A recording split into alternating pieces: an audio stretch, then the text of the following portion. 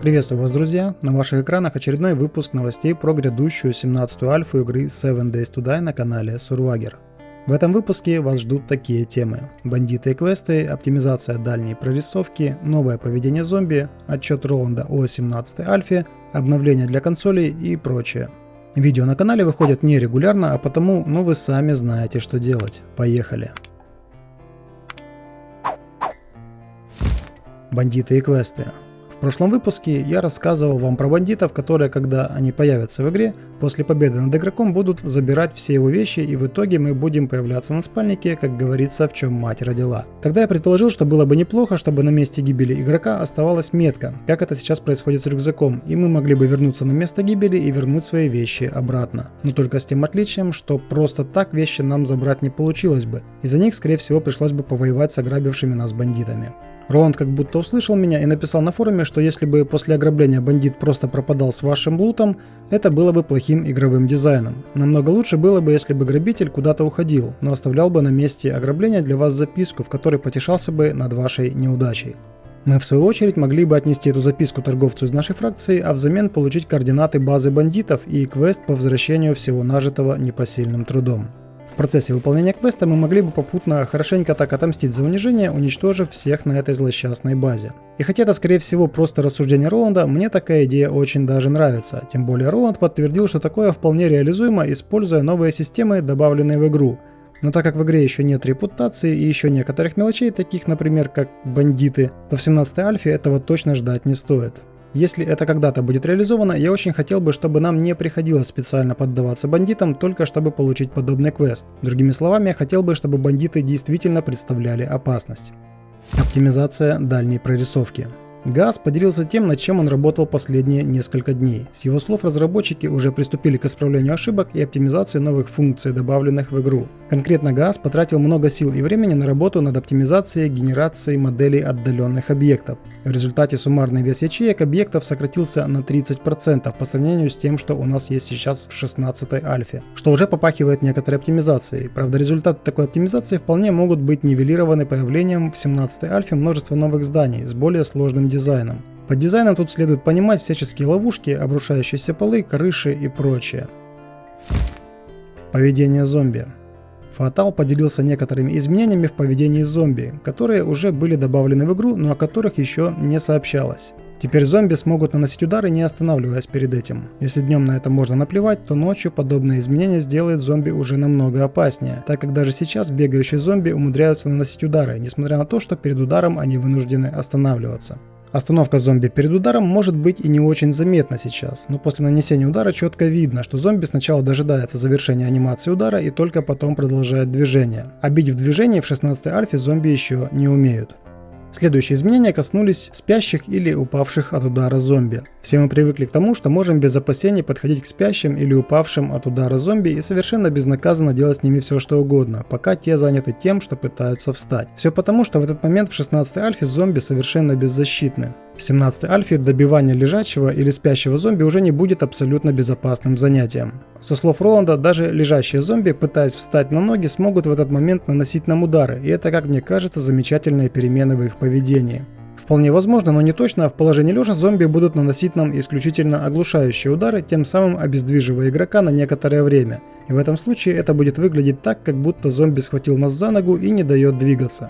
Я пока точно не понял, возможно ли это, но мне кажется, что в некоторых случаях при сильном оглушении персонаж мог бы получать рэгдолл, превращаясь на некоторое время в безвольную куклу. Реализовано это могло бы быть переключением на вид от третьего лица на время, пока не пройдет сильное оглушение. Таким образом, если бы вы стояли на крыше, отбиваясь от зомби, и один из них умудрился бы вас достать, то у вас были бы все шансы просто упасть с крыши прямо в лапы кровожадных зомби. Насчет рэгдолла при оглушении это только мое предположение, основанное на туманных высказываниях Роланда на форуме, потому не стоит принимать его на веру. Роланд также предложил разработчикам, чтобы зомби в 17-й альфе не ломали блоки, находясь в обычном своем состоянии. Чтобы в этом состоянии они просто бродили или вообще засыпали до тех пор, пока игрок не побеспокоит их своими действиями или своим запахом. А ломать препятствия они могли бы только, когда чувствуют игрока или охотятся на него. Такое изменение решило бы проблему, которая была в прошлых альфах, когда зомби в обычном режиме могли превратить территорию, на которой стояла ваша база, в швейцарский сыр, что часто приводило к обрушению больших участков поверхности и подгоранию некоторых частей нашего тела, если вы понимаете, о чем я. Тут все зависит от того, прислушается ли Фаатал к этому предложению, так как интеллект и поведение зомби – это как раз по его части.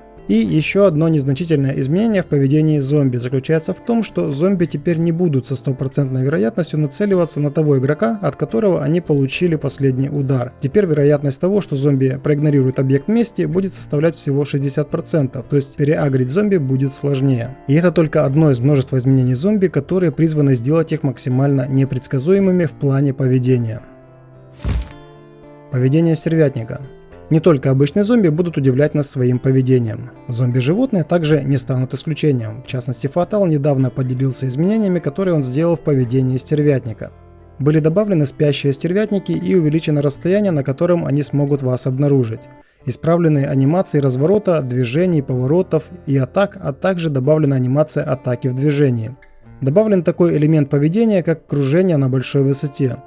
Добавлена анимация парения, которая будет включаться, когда стервятник снижается или просто парит в небе. Добавлена проверка высоты, на которой находится стервятник над поверхностью. Так что теперь стервятник будет реагировать на изменение высоты и, соответственно, уже не будет парить и летать на уровне земли, как это иногда происходит сейчас. Увеличена дальность, на которой стервятник будет помечать игрока как цель во время полета в режиме блуждания. Эти изменения превращают стервятника в подвижного, непредсказуемого и весьма опасного врага.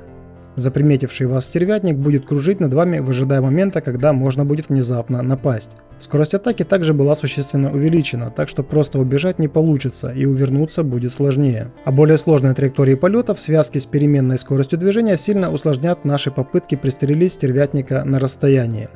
Стервятник будет пытаться нападать, когда персонаж ранен, не может быстро двигаться из-за сломанной ноги или не может отбиваться из-за перелома руки. Эти новые особенности поведения делают стервятника очень опасным врагом. Что-то мне подсказывает, что стервятник станет для нас той еще занозой, сами знаете в каком месте. Двигаемся дальше. Оптимизация воды. Джоэл разместил в своем твиттере 3 скриншота из 17 альфы, на которых во всей красе показана обновленная вода. Со слов Джоэла, программисты GFX героически разобрались с проблемой отображения воды и отражения в ней сразу после того, как движок был обновлен до версии Unity 2018. Вода на скриншоте выглядит действительно потрясающе. Единственное, что смущает, так это то, что увидели мы это пока только на статичной картинке, и неизвестно, как это будет выглядеть на видео, и будут ли при этом наблюдаться какие-нибудь подтормаживания. Остается надеяться, что в очередном видео Джоэл обязательно похвастается новой водичкой. Обращаю ваше внимание на то, что был обновлен только внешний вид воды. Физика воды все еще находится на стадии глубокой альфы. Вода и водный транспорт появятся в игре, скорее всего, ближе к релизу. Двигаемся дальше. Отчет Роланда о 17-й альфе. Роланд продолжает тестировать 17-ю альфу и публикует на форуме нечто вроде отчетов и впечатлений от игры. В начале своего отчета Роланд вспоминает те времена, когда зомби с наступлением ночи всегда могли знать, где находится игрок. В результате к убежищу игрока каждую ночь сбегалась нечисть со всей округи, и начиналась такая себе лайт-версия Ночи Кровавой Луны. Также одной из особенностей старых версий было то, что игрок на старте всегда появлялся в пустынном биоме на некотором расстоянии от старой свалки машин. Многие, увидев свалку и огромное здание на ее территории, сразу решали сделать ее своей временной базой. И самым безопасным местом в этой локации на первый взгляд, конечно же, была крыша здания, с которой и обзор был хороший, и у зомби на нее вроде как бы и не было возможности забраться. Но забравшись на покатую крышу, нас поджидал сюрприз. Крыша уходила у нас из-под ног, а с ней рушилась и большая часть здания, превращаясь в груду обломков, уже никак не способную защитить нас от ночных орд голодных монстров. Плюс ко всему, при падении персонаж мог потерять большую часть здоровья, и это в лучшем случае. С тех пор многое изменилось, и вот как описывает Роланд исследование обновленной свалки в 17-й альфе. Я начал новую игру в мире Нависген и появился в пустыне. Оглядевшись, я сразу мог рассмотреть вдали старую свалку и решил, что было бы замечательно вернуться туда, где я когда-то впервые появился в игре. Я отменил все стартовые квесты, сделал дубину и лук, а также немного стрел и направился прямиком на свалку. Было тихо. Слишком тихо.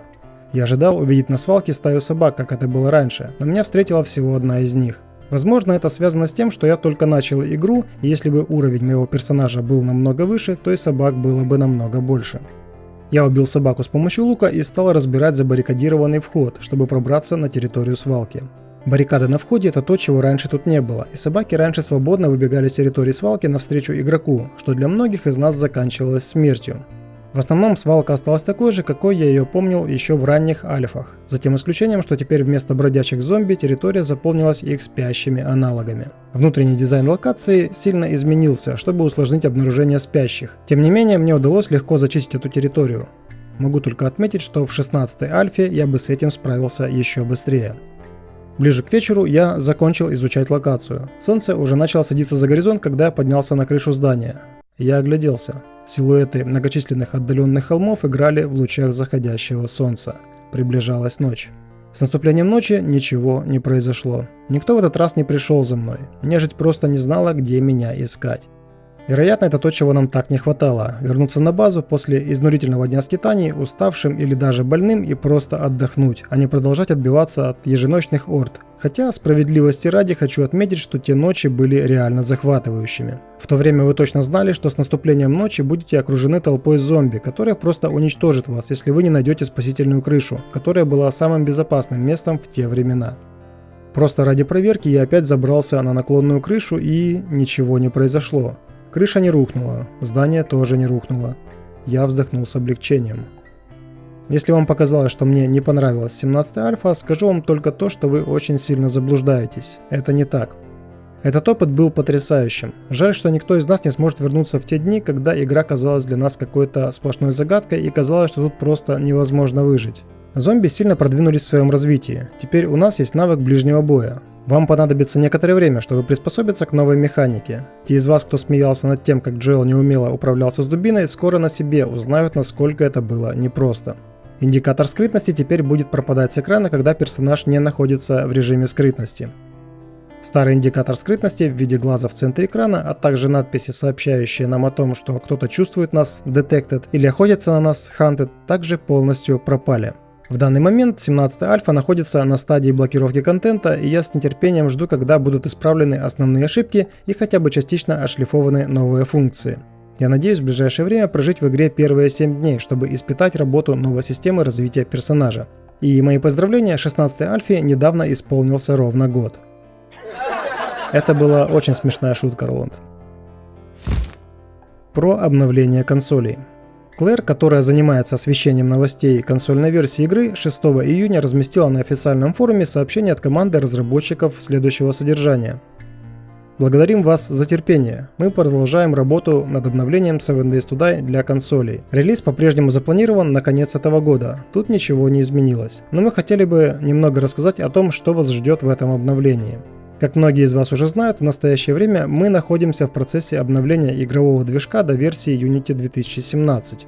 Мы работали над этим довольно долго и рады, что наконец-то можем поделиться с вами некоторой информацией.